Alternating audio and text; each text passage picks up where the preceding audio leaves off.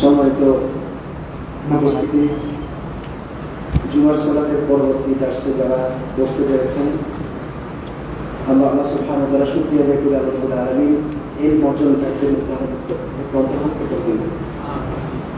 আমরা দোয়া করি রাসূল সাল্লাল্লাহু আলাইহি ওয়াসাল্লাম যিনারা আমাদের দোয়া শিখিয়েছেন, আল্লাহুম্মা আল্লিমনা বিমা ইয়ানফা'না ওয়ানফা'না বিমা 'আল্লামতানা ওয়া জিদনা ইলমা। হে আল্লাহ, আপনি আমাদেরকে এমন জ্ঞান দান করেন যে জ্ঞানের মাধ্যমে আমরা উপকার হাসিল করতে পারব, এবং যে জ্ঞান আমাদের উপকারে আসবে সেই জ্ঞান আমাদেরকে দান করুন, আমাদের ইলমকে বৃদ্ধি করে দিন। আল্লাহুম্মা আরিনাল হাক্কা হাক্কান ওয়ারযুকনা ইত্তিবা'আহ ওয়া আরিনাল বাতিলা বাতিলান ওয়ারযুকনা ইজতিনাবাহ। আল্লাহ আমাদেরকে হককে হক হিসেবে দেখান আর হককে মানার তৌফিক দান করুন, বাতিলকে বাতিল হিসেবে দেখান, বাতিল থেকে বিরত থাকার তৌফিক দান করুন। হাদিস আরবাঈন ইসলামের মৌলিক বিষয়গুলো নিয়ে অত্যন্ত গুরুত্বপূর্ণ একটা কিতাব, যেখানে ইসলামের মৌলিক বিধিবিধানগুলো, আকীদা এবং মানহাজের মৌলিক বিধানগুলো এখানে নিয়ে আসা হয়েছে। মাত্র 42টা হাদিসের মধ্যে ইসলাম ইসলামের মৌলিক যে বিষয়গুলো আছে সেই বিষয়গুলোকে সন্নিবেশ করা হয়েছে। সাউন্ডটা একটু কমিয়ে দেবেন।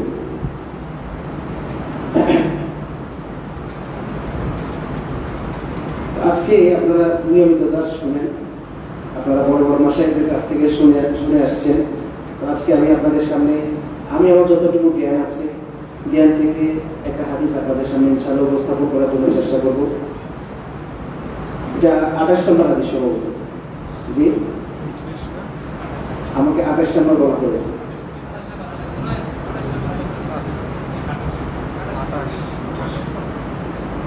28 নম্বরটা আমাকে বলা হয়েছে। আচ্ছা, وعن ابي نجيح عرباض بن سارية رضي الله عنه قال ابو نجيح عرباض بن سارية رضي الله عنه আবু নুজাইহ عرباض بن سارية তিনি মুহাজির সাহাবীদের অন্তর্ভুক্ত ছিলেন, যিনি হিমসে জন্মগ্রহণ করেছিলেন। হিমস হিসেবে বলা হয়ে থাকে। হিমস হচ্ছে বর্তমান সিরিয়ার একটা জায়গা, হিমস। সেখানে তিনি জন্মগ্রহণ করেছেন। তিনি সেখান থেকে মদিনাতে থেকে গেছেন। আহলু সুফা যাদেরকে বলা হয়, যারা রাসূল সাল্লাল্লাহু আলাইহি ওয়াসাল্লামের মসজিদে ছিলেন, যারা সাহাবায়ে কেরামদের পক্ষ থেকে কোনো খাবার আসলে খেতেন, না হলে তারা উপোস থাকতেন। তাদের নিজেদের কোনো বসত ভিটা ছিল না, নিজেদের কোনো পরিবার ছিল না। যারা মসজিদে থাকতেন সামান্য কাপড় পরিধান করতেন, সুফে, এই জন্য তাদেরকে বলা হয় সুফা। চামড়ার কাপড় পরিধান করেছিলেন, এই জন্য তাদেরকে সুফা বলা হয়। তারা মূলত দারিদ্রতার কারণে সেখানে ছিলেন। এই আহলু সুফার সাহাবীদের মধ্যে সবচেয়ে প্রসিদ্ধ সাহাবী হচ্ছে আবু হুরায়রা রাদিয়াল্লাহু আনহু। তাদের মধ্যে একজন আবু নুজাইহ আল-ইরবাদ ইবনে সারিয়া রাদিয়াল্লাহু আনহু। তিনি 75 হিজরিতে মারা গিয়েছেন। তিনি যারা কম দণ্ডত সাহাবী ছিলেন, মানে বেশি কাঁদতেন, এরকম সাহাবীদের মধ্যে অন্যতম। সাহাবায়ে কিরামদের মধ্যে কিছু কিছু সাহাবী ছিলেন আল্লাহর ভয়ে অনেক বেশি কাঁদতেন। তাদের মধ্যে একজন হচ্ছে আবু বকর রাদিয়াল্লাহু তাআলা।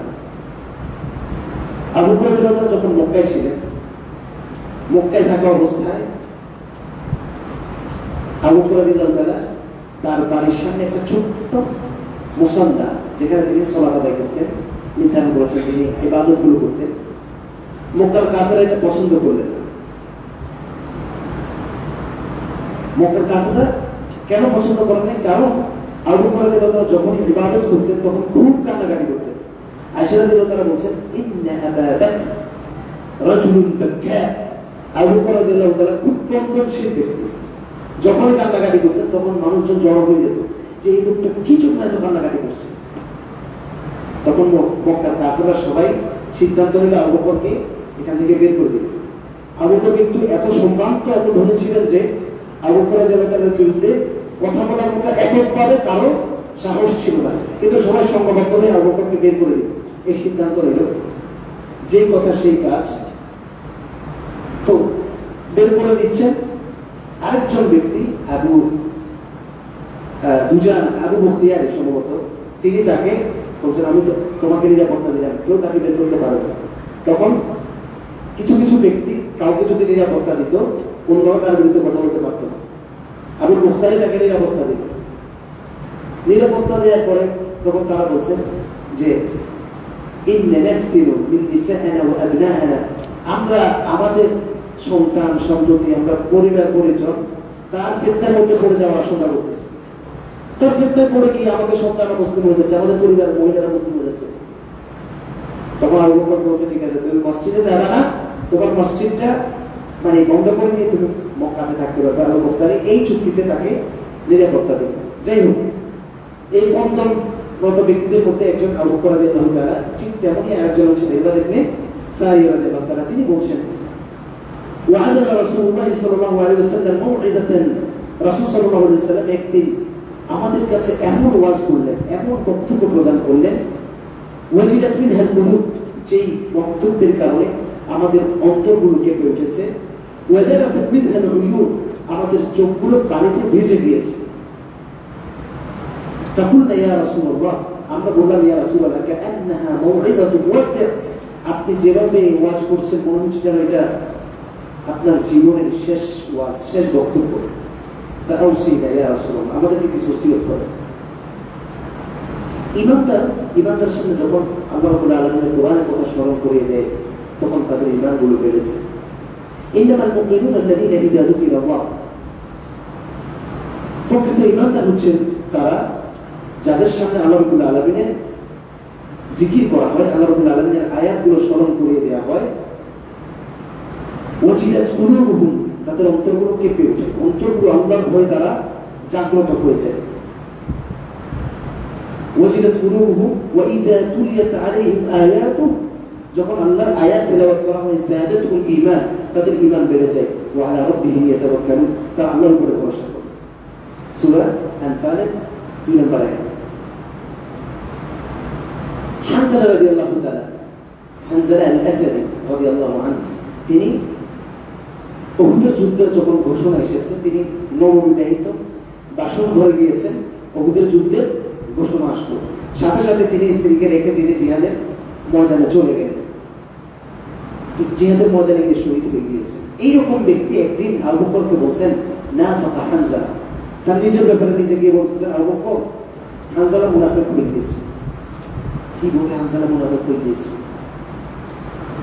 তখন বলছে, কি বলতেছো তুমি, হানজালা মুনাফিক হয়ে গিয়েছে?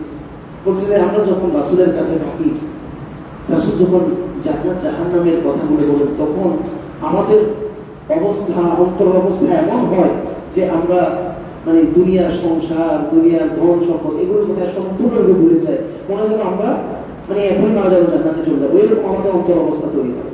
কিন্তু বাড়িতে যখন আমরা চলে যাই, আয়াফাসনাল আওলাদি ওয়াল নিসা, আমরা রাসূল থেকে প্রত্যাবর্তন করে যখন পরিবারে আসি, তখন স্ত্রী, পরিবার, পরিজন নিয়ে আমরা আবার ব্যস্ত হয়ে পড়ি। রাসূল সাল্লাল্লাহু আলাইহি ওয়াসাল্লাম যে আলোচনা করেছে, সেই আলোচনা থেকে অনেকগুলো বিষয় আমরা ভুলে যাই। তখন আবু বকর শুনে বলছে যে আমার তো সেই অবস্থা, তারা আমি তো মুনাফিক হয়ে গেছি। দুজন রাসূল সাল্লাল্লাহু আলাইহি ওয়াসাল্লামের কাছে গিয়ে বললেন, ইয়া রাসূলুল্লাহ, আমি তো মুনাফিক হয়ে গিয়েছি।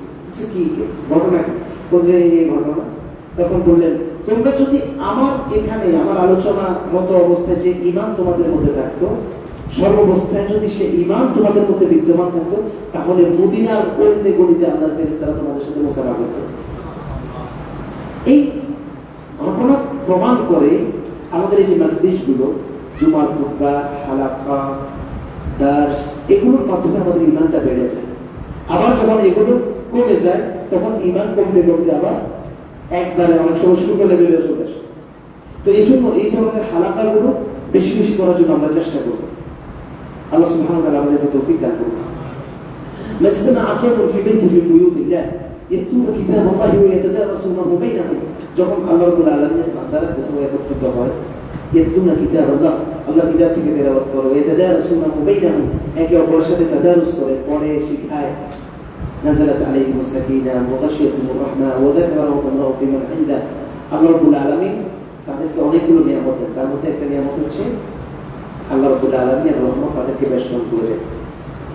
আল্লাহ রাব্বুল আলামিনের ফেরেশতারা তাদেরকে ঘিরে রাখে, তাদের উপর আল্লাহ প্রশান্তি নাযিল করেন, সাকিনা নাযিল করেন, এবং আল্লাহ রাব্বুল আলামিন নিজে স্মরণ করেন যে আমার অমুক বান্দা আমার জিকির করতেছেন, আমাকে স্মরণ করতেছেন, তাই গুরুনি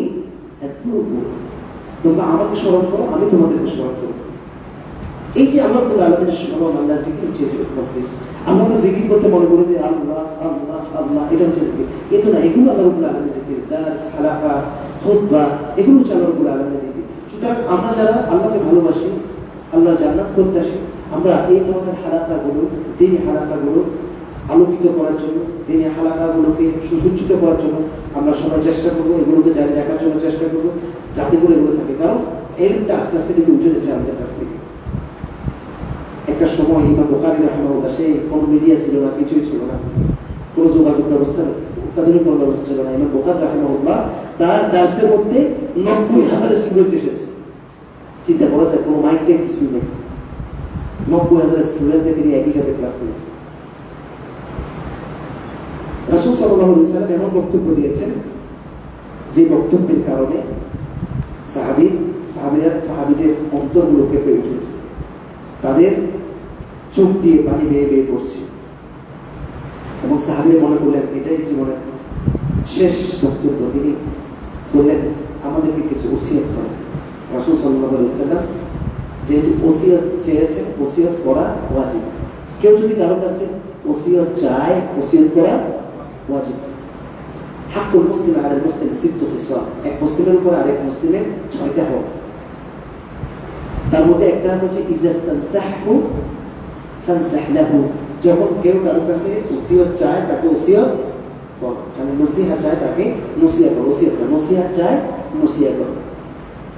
একজন ব্যক্তি আপনার কাছে এসে পরামর্শ যাচ্ছে, ভাই এইরকম এরকম একটা সমস্যা আছে, তোমাকে একটু পরামর্শ দেন, তুমি কি করি। আপনার কাছে হয়তো ব্যবসায়িক পরামর্শ চেয়েছে, যে ভাই আমি আপনার সাথে, আপনি যে দোকান দিচ্ছেন ওরকম একটা দোকান দিতেছে, আপনি করলেন কি, না না ভাই এরকম দোকান দিয়ে না, দোকান দিয়ে রস টানতে টানতে শেষ, আপনি দিলে তো আরো শেষ, এই এর মধ্যে পড়িয়ে দেন। আপনি হয়তো ভালো অবস্থান আছেন, আপনি চাচ্ছেন না যে সে আপনার পাশে এসে আপনার মতো ব্যবসাটা করবে, আপনি তাকে ডিমোটিভেট করে তাকে সরিয়ে দিবেন। খবরদার, কেউ যদি আপনার কাছে ওসিয়ত চায়, ওসিয়া আপনার কাছে উপদেশ চায়, আপনি তাকে ভালো উপদেশ দিবেন। যদি উপদেশ দিতে না পারেন, চুপ থাকবেন। কখনো নেগেটিভ বা তাকে ডিমোটিভেট হয় এরকম কোনো ওসিয়ত আপনি তাকে করবেন। রাসূল সাল্লাল্লাহু আলাইহি ওয়াসাল্লাম প্রথম ওসিয়ত করলেন, উসিকুম বিতাকওয়াল্লাহ, আমি তোমাদেরকে ওসিয়ত করছি আল্লাহ রাব্বুল আলামিনের তাকওয়া অবলম্বন করার জন্য। তোমরা আল্লাহ রাব্বুল আলামিনের তাকওয়া অবলম্বন করবে, এটা তোমাদেরকে আমি ওসিয়ত করলাম। না তাকওয়া কি? তাকওয়া ওমর ইবনে আব্দুল আজিজ রাহিমাহুল্লাহ, মুসলিম জাহানের পঞ্চম খলিফা যাকে বলা হয়, তিনি বলছেন, লাইসা তাকওয়া বিসালাতিন ওয়া সাদাকাতিন ওয়া আমরিন বিল মারুফ ওয়া নাহyi আনিল মুনকার। তাকওয়া এটা নয় যে সালাত আদায় করা, যাকাত দেওয়া, সৎ কাজের আদায় করা, সৎ কাজ থেকে বিরত থাকা, এটা বরং তাকওয়া হচ্ছে অপরাধ থেকে নিজেকে মুক্ত রাখা। আপনি ঘরের মধ্যে একাকী আছেন, ইচ্ছে করলে যা খুশি তাই দেখতে পারেন, কিন্তু আপনি সেটা দেখা থেকে নিজেকে বিরত রাখেন, এটা হচ্ছে তাকওয়া। আপনি ইচ্ছে করলে রাস্তা দিয়ে হেঁটে যাওয়া মেয়ের দিকে তাকিয়ে থাকতে পারেন, কিন্তু আপনি আল্লাহ রাব্বুল আলামিনের ভয়কে সামনে এনে আপনি তার দিকে তাকাচ্ছেন। আপনি চিন্তা করছেন, কেউ তো দেখছে, কালো চশমা লাগিয়ে রেখেছেন, কেউ তো দেখছেন আপনাকে, কিন্তু একজন দেখছেন, তিনি হচ্ছেন আল্লাহ। তাকে, তার ভয়ে আপনি তার দিকে দৃষ্টিপাত করলেন না। এই আয়াতকে স্মরণ করে, কুল্লিল মুমিনিনা ইয়াগুদ্দু মিন আবসারিহিম, হে মুমিনগণ তোমরা তোমাদের দৃষ্টিকে অবনত রাখো। এই আয়াত চিন্তা করে আপনি নিজের দৃষ্টিকে অবনত করেছেন, এটার নাম হচ্ছে তাকওয়া। তাকওয়ার আরো অনেকগুলো ব্যাখ্যা আছে, অনেকগুলো বক্তব্য আছে, তো আমরা পুরো বক্তব্য দিতে গেলে তাকওয়ার উপর আজকে সময় শেষ হয়ে যাবে, আমরা সামনে দিতে চাই। তিনি বলছেন যে আল্লাহ রাব্বুল আলামিনের তাকওয়া অবলম্বন করবে, আর তাকওয়াটা হলো ফিস সিররি ওয়াল আলান, প্রকাশ্য অপ্রকাশ্য, প্রকাশ্য থেকে অপ্রকাশ্যে তাকওয়াটা বেশি গুরুত্বপূর্ণ। প্রকাশ্য থেকে অপ্রকাশ্যে তাকওয়া অবলম্বন বেশি গুরুত্বপূর্ণ। অনেকে প্রকাশ্যে মানুষকে দেখানোর জন্য তাকওয়া অবলম্বন করলেও অপ্রকাশ্যে গিয়ে তাকওয়া অবলম্বন করতে পারে না। এই জন্য আমাদের তাকওয়া প্রকাশ্যে অপ্রকাশ্যে তাকওয়া অবলম্বন করার জন্য চেষ্টা করবো। আল্লাহ সুবহানাহু ওয়া তাআলা আমাদেরকে তৌফিক দান করুন। এরপরে রাসূলুল্লাহ সাল্লাল্লাহু আলাইহি ওয়াসাল্লাম বলেছেন ওয়াসসাম'i ওয়াত-তাআ, আনুগত্য, শুনবে এবং আনুগত্য করবে, শুনবে এবং আনুগত্য করবে কার? وَإِن تَأَمَّرَ عَلَيْكُمْ عَبْدًا حَبْشِيًّا, যদি তোমার উপর একজন হাবশী গোলামকেও আমির হিসেবে নিযুক্ত করতে হবে। আমির হিসেবে যদি নিযুক্ত হয় একজন হাবশী গোলাম, তাহলে তার আনুগত্য করবে, তার কথা শুনবে। এখন আমরা হচ্ছে গণতন্ত্র চেতা মানুষ, ডান থেকে বাম হলেই আমরা আন্দোলন নিয়ে, মিছিল নিয়ে, মিটিং নিয়ে বের হয়েছে। এটা হচ্ছে আমাদের চিন্তা চেতনা। বিশেষ করে আল্লাহ রাসূল সাল্লাল্লাহু আলাইহি ওয়াসাল্লাম যতগুলো হাদিস বলেছেন, সেই বুখারী মুসলিমের মধ্যে যদি যান, কিতাবুল ঈমান যে অধ্যায় আছে, সেই অধ্যায়ের মধ্যে প্রায় 100 হাদিস আছে। সবগুলোর বক্তব্য হচ্ছে আমির যিনি নিযুক্ত হবেন, রাষ্ট্রপ্রধান যিনি হবেন, তার সব বিষয়গুলো আনুগত্য করবে। আর যেসব বিষয়গুলো তোমার পক্ষে যাচ্ছে না, সেসব বিষয়গুলো তুমি মেনে চলবে। কারণ আপনি যদি শাসকের বিরুদ্ধে যান, ওই দেশের মধ্যে বিশৃঙ্খলা তৈরি হবে, ওই দেশটা আর স্বাভাবিক দেশ হিসাবে দেশের উন্নতি হবে না। এটা হচ্ছে আল্লাহ রাসূল সাল্লাল্লাহু আলাইহি ওয়াসাল্লামের কথা। আর রাসূল সাল্লাল্লাহু আলাইহি ওয়াসাল্লাম কেন গোলামের কথা উল্লেখ করলেন? কারণ সমস্ত আলেম ওলামা ঐক্যমতে সাব্যস্ত হয়েছে গোলাম কখনো মুসলিম জাহানের খলিফা হতে পারে না, ইমাম হতে পারে না, আমির হতে পারে না। যদি কোনো কারণে হয়েও যায়, তারা করতে করছে না। গোলাম কখনো আমির হতে পারে না। এখন আপনি চিন্তা করবেন, আরে গোলামের কোন গোলাম, তুমি আমির হয়েছো, তোমার কথা আমাকে শুনতে হবে, আমি তোমার কথা শুনবো, তোমার বিরুদ্ধে আন্দোলন করবো না। আপনাকে সেই ইসলামী শরিয়া যদি মানেন, আপনাকে সে অ্যাক্সেস দেওয়া হবে। আপনি ইসলামী শরিয়া যদি ফলো করেন, তার কথা শুনতে হবে, তার কথা মানতে হবে। ওয়াইন আখাযা মালাক ওয়াজালাদা যাহরাক, রাসূলুল্লাহ সাল্লাল্লাহু আলাইহি ওয়াসাল্লাম বলেছেন, যদি তোমার মালগুলো ছিনিয়ে নিয়ে যায়, তোমার পিঠের উপরে প্রহার করে, তারপরে তুমি তার আনুগত্য করবে। তোমার হক তোমাকে দিচ্ছে না, যিনি প্রধান হবেন তার দায়িত্ব হচ্ছে মানুষের হকগুলো বুঝিয়ে দেয়। যদি হকগুলো বুঝিয়ে না দেয়, আপনি কি করবেন? আমার হক দাও, হরতাল, মিছিল, আন্দোলন, এগুলো না। রাসূলুল্লাহ সাল্লাল্লাহু আলাইহি ওয়াসাল্লাম বলেছেন, ফাআতু হাক্কাহু, তাদের হক তাদেরকে দিয়ে দাও। তারা যদি তোমার উপরে কর বসিয়ে দেয়, তোমার উপরে ট্যাক্স বসিয়ে দেয়, তুমি তাদেরকে তাদের হকগুলো দিয়ে দাও। ফাসআলুল্লাহ হাক্কাকুম, আল্লাহর কাছে দোয়া করো তোমার হকের ব্যাপারে। কি কঠিন কথা! এগুলো মেনে নেওয়া স্বাভাবিকভাবে আপনারা গণতন্ত্র চেতা মানুষ, তাদের জন্য অনেক কঠিন। কারণ গণতন্ত্র মানুষদেরকে শিখে হচ্ছে ডান থেকে বামদের মিছিল নিয়ে বেরোলে,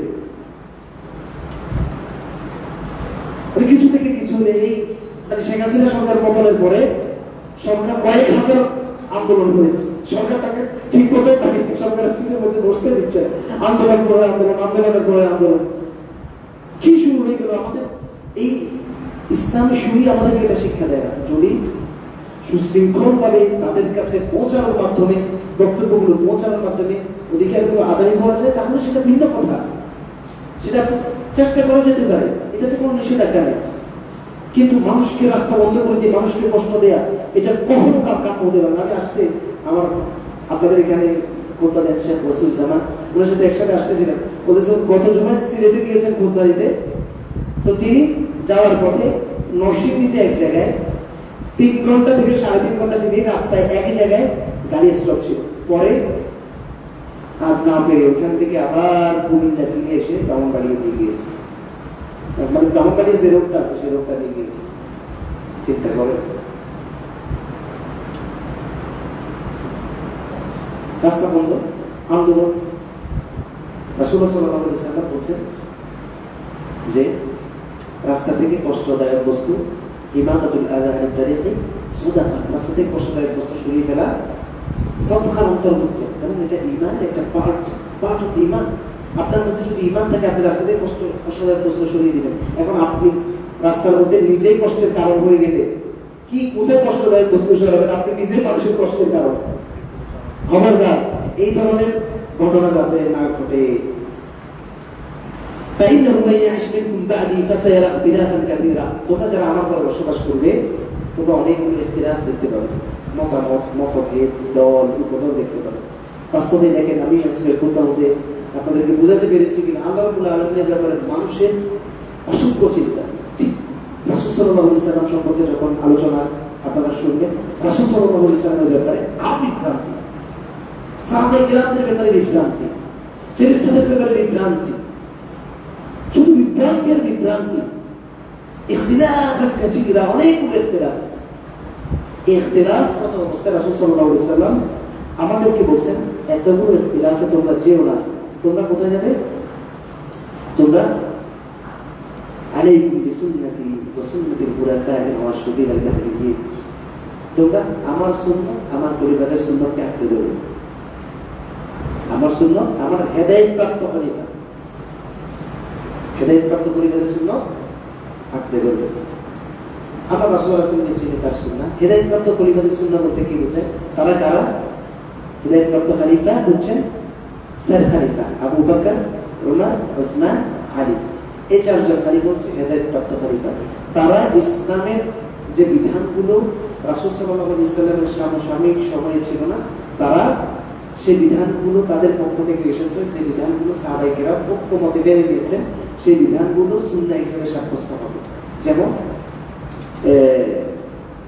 এর দিন জুমার দিন দুটো আচার উসমান ইবনে আফফান রাদিয়াল্লাহু তাআলা চালু করেছেন, এটা সাহাবায়ে কেরাম মেনে নিয়েছে, ঐক্যবদ্ধভাবে মেনে নিয়েছে। দুই একটা বেশি থাকতে পারে, কিন্তু সাহাবায়ে কেরাম এটাকে মেনে নিয়েছেন, ইজমা হয়ে গিয়েছে এটার উপরে। সুতরাং এটাকে এখন যদি নতুন করে কেউ বিদআত বলে, এটা বিদআত হিসেবে বিদআত বলার কোনো সুযোগ নাই। কেউ যদি বলে এটা তারা বক্তব্য। ফাসায়ারা ইখতিলাফান কাসীরা, ইখতিলাফ যখন দেখবে তখন আঁকড়ে ধরবে রাসূল সাল্লাল্লাহু আলাইহি ওয়াসাল্লামের সুন্নাহ আর হেদায়েতপ্রাপ্ত খলিফাদের সুন্নাহ। সুন্নাহ হাদিসের মধ্যে পার্থক্য দেখবেন যে এক হুজুর বর্ণনা করতেছে, কোথাও বলে নাই হাদিস মানার জন্য, বলেছে সুন্নাহ মানার জন্য। যখন আপনি আলাদা আলাদা ভাবে বলবেন হাদিস সুন্নাহ, এর মধ্যে কোনো পার্থক্য নেই। হাদিস এবং সুন্নাহ যখন আলাদা আলাদা বলবেন আমরা আহলুস সুন্নাহ, আমরা আহলে হাদিস, এই দুটার মধ্যে কোনো পার্থক্য নেই। যখন একই সাথে বলবে হাদিস সুন্নাহ, তখন লফজগতভাবে পারিভাষিক দিক থেকে সামান্য কিছু পার্থক্য আছে, কিন্তু এটা মূল থেকে পার্থক্য করে একই কথাটায় আরেকটা লোক। এটাকে যারা পার্থক্য করে একদলকে বিভ্রান্ত করে দিতে চায়, এটা মূলত তাদের নিজেদেরই বিভ্রান্ত।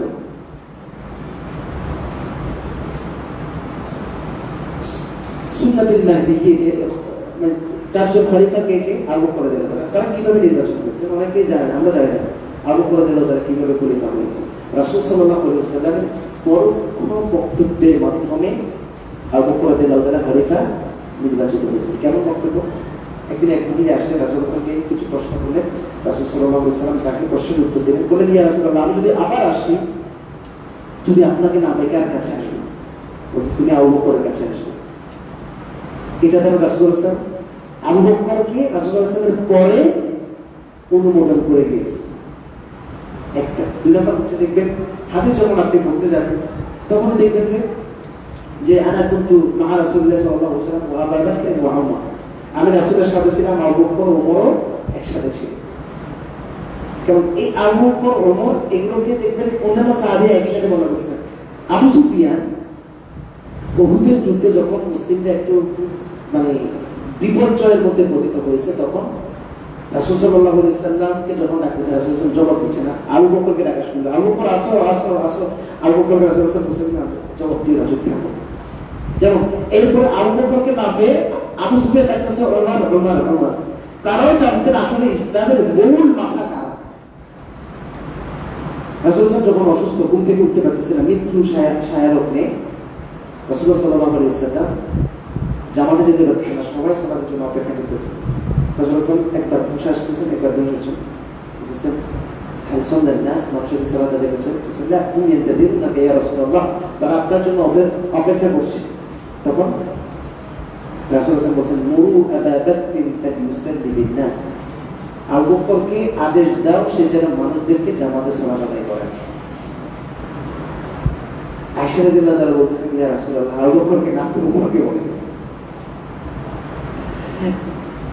আবু বকরের মানে রাসূল সাল্লাল্লাহু স্ত্রী আবু বকরের মেয়ে রাসূলকে বলতেছে, না না ইয়া রাসূলুল্লাহ, আপনি ইয়েকে বলেন, ওমরকে বলেন। রাসূল সাল্লাল্লাহু যখন বারবার বলার পর শুনতেছে না, তখন হাফসাকে দিয়ে বলেছে যে আপনি ওমরকে বলেন।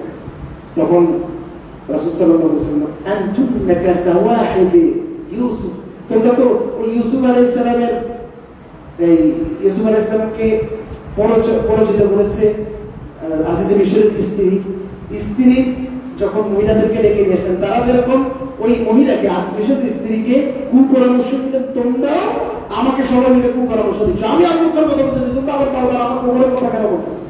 তোমরা আবু বকরকে বলে সেটার মানুষদের সালাত আদায় করে। রাসূলুল্লাহ সাল্লাল্লাহু আলাইহি ওয়াসাল্লাম এই অসুস্থ অবস্থায় বারবার বলছেন, মুরু আলাইকুম বিল নাস, আবু বকরকে বলো, আবু বকরকে নির্দেশ দাও যে আবু বকর যেন সালাত আদায় করে। জামাত সালাতে আদায় করা এটা একটি গুরুত্বপূর্ণ। এটা মূলত প্রমাণ করে, ছোট জামাত প্রমাণ করে বড় জামাতের নেতাকে হবে। বুঝেছেন? যিনি মুসলিম জামাতের ইমামতি করে তিনি বড় মুসলিম, বড় জামাত যেটা হবে সেটারও ইমামতি তিনি করবেন। যখন রাসূল সাল্লাল্লাহু আলাইহি ওয়াসাল্লাম ইন্তিকাল করলেন, সাকিফা বিন সাদের মধ্যে যখন আমির কি হবে, মুসলিম জাহানের আমির কি হবে, এটা নিয়ে মতভেদ তৈরি হলো, তখন আবু বকর ওমর রাদিয়াল্লাহু তাআলা সেখানে গেলেন। যাওয়ার পরে কিছু কথা আনসারীদের পক্ষ থেকে কিছু কথা বাকবিতণ্ডা শুরু হলো। একদম বলতেছে মিন্না আমির ওয়া মিনকুম আমির, তোমাদের মধ্যে থেকে একজন আমির হবে, আমাদের মধ্যে থেকে একজন আমির হবে, সুতরাং দুইজন আমির থাকবে মুসলিমদের মধ্যে। তখন ওমর রাদিয়াল্লাহু তাআলা বলতেছে দুইজন আমির তো হতে পারে না। রাসূলুল্লাহ সাল্লাল্লাহু আলাইহি ওয়াসাল্লাম মৃত্যুর সময়ে রাসূলুল্লাহ সাল্লাল্লাহু আলাইহি ওয়াসাল্লাম নির্দেশ দিয়েছেন আবু বকরকে ইমামতি করতে, ফাআইয়ুকুম তাতিবু নাফসাহু আন ইয়াতাকাদ্দামা বিআবি বকর, তোমাদের মধ্যে কে আছে যে আবু বকর রাদিয়াল্লাহু তাআলা রাসূলের মৃত্যুর সময়ে ইমামতি করার জন্য নির্দেশ দিয়েছে, কে আছে তোমাদের মধ্যে আবু বকরের সামনে গিয়ে ইমামতি করবে? আসো। বলেছেন মাআযাল্লাহ, আমরা কেউ আবু বকরের সামনে গিয়ে ইমামতি করতে পারবো না। তখন বললেন আবু বকরকে ওমর রাদিয়াল্লাহু তাআলা আপনি হাত বাড়িয়ে দিন, আমরা আপনার বাইআত করি। বাইআত করলে সবাই একে একে বাইআত করলো। আবু বকর রাদিয়াল্লাহু তাআলা এবার মুসলিম জাহানের খলিফা হয়ে গেলেন। আবু বকরের পরবর্তীতে আবু বকর রাদিয়াল্লাহু তাআলা মৃত্যুর আগে ওমর রাদিয়াল্লাহু তাআলা খলিফা হিসেবে তিনি নিজ থেকে নির্ধারণ করে গিয়েছেন। এরপরে ওসমান রাদিয়াল্লাহু তাআলা কিভাবে নির্ধারিত হয়েছে? ওসমান রাদিয়াল্লাহু তাআলা আবু বকর রাদিয়াল্লাহু ওমর রাদিয়াল্লাহু তাআলা একটা টিম গঠন করেছেন, সুরা 7 জনের একটা সদস্য তিনি গঠন করেছেন। তাদেরকে বলে দিয়েছেন তোমরা একজনকে নির্ধারণ করে দিবে, তবে তিনি ওসিয়ত করেছেন আমার ছেলেকে যাতে কাটে এটা না করো, আব্দুল্লাহ ইবনে ওমরকে যাতে তোমরা পরিণা নির্বাচন না করো, কারণ তিনি যোগ্য ব্যক্তিদের অন্তর্ভুক্ত ছিল। ওমর রাদিয়াল্লাহু তাআলা চায় না তার ছেলেকে এই দায়িত্ব দিতে। তারা ওসমান রাদিয়াল্লাহু তাআলাকে মুসলিম জাহানের খলিফা নিযুক্ত করলেন। ওসমান রাদিয়াল্লাহু তাআলা যখন শাহাদাত বরণ করলেন খারিজিদের হাতে, তখন মুসলিম জাহানের বিশৃঙ্খল মুহূর্তে মুসলিমরা ঐক্যবদ্ধ হয়ে আলী ইবনে আবি তালিব রাদিয়াল্লাহু তাআলার বাইআত করলেন। সেখান থেকে এভাবে করে মুসলিম জাহানের খলিফা করে নির্বাচন হয়েছে। আর এই খিলাফতের ধারাটা 30 বছর ছিল। কত বছর? 30 বছর। এরপরে মুসলিম জাহানের আর কোন খিলাফত ব্যবস্থা, যেই অর্থে খিলাফা আলা মিনহাজিন নবুওয়া, নবুয়তের দ্বারা যে খিলাফা, সে খিলাফা ছিল 30 বছর পর্যন্ত ছিল। রাসূল বলেছেন মানে এটা 30 বছর পর্যন্ত জারি থাকবে, এরপরে তোমরা ইতিমধ্যে আল্লাহ রাব্বুল আলামিন রাজত্ব নিয়ে আসবেন, রাজতন্ত্র নিয়ে আসবেন। এরপর রাজতন্ত্র যতগুলো ছিল সবগুলো রাজতন্ত্র ধারা বা সিস্টেম ছিল।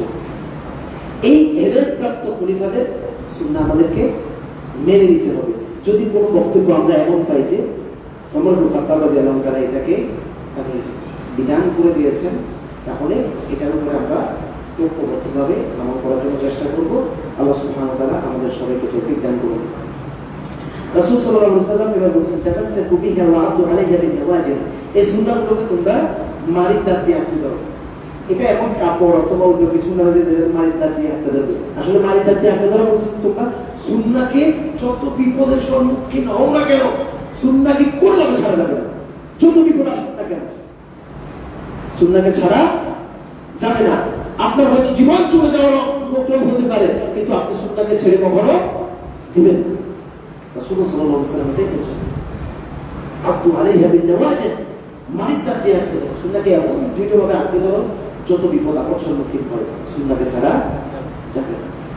আপনাকে হয়তো বাধ্য করা হবে, পরিস্থিতি এমন হবে যে আপনি মানে পরিস্থিতির মধ্যে পড়ে গিয়েছেন, এজন্য আপনি একটা বিদাত করে দিয়েছেন। খবরদার, আপনি এই পরিস্থিতি দোহাই দিয়ে আপনি বিদাত করার কোনো সুযোগ নেই। তোমরা বেঁচে থাকো নতুন আবিষ্কৃত বিষয় থেকে।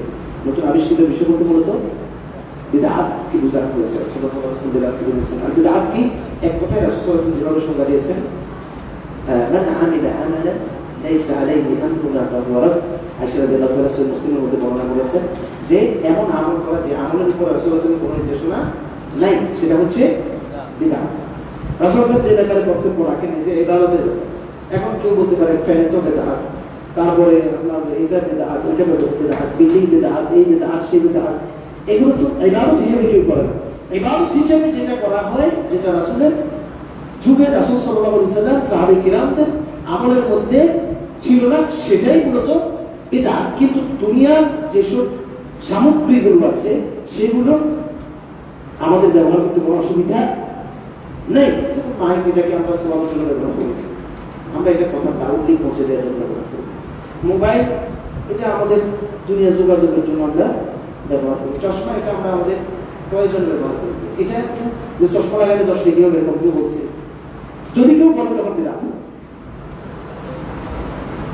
فإن كل بدعة ضلالة وكل ضلالة في النار। কারণ প্রত্যেকটা নতুন আবিষ্কৃত ইবাদত হচ্ছে বিদআত, আর প্রত্যেকটা বিদআত হচ্ছে দালালা। তো আমরা এই বিদআতগুলো থেকে বেঁচে থাকার জন্য যে নতুন আবিষ্কৃত ইবাদত আছে সেগুলো থেকে বেঁচে থাকার চেষ্টা করব। এটা অসংখ্য অবৈধ রয়েছে, যেহেতু আমার সময় অনেক দীর্ঘ হয়ে গিয়েছে, আমরা সেদিকে আলোচনা করবো না। هذا وصلى الله على نبينا محمد وعلى آله وصحبه وسلم. سبحانك اللهم وبحمدك أشهد أن لا إله إلا أنت أستغفرك وأتوب إليك. السلام عليكم ورحمة الله وبركاته.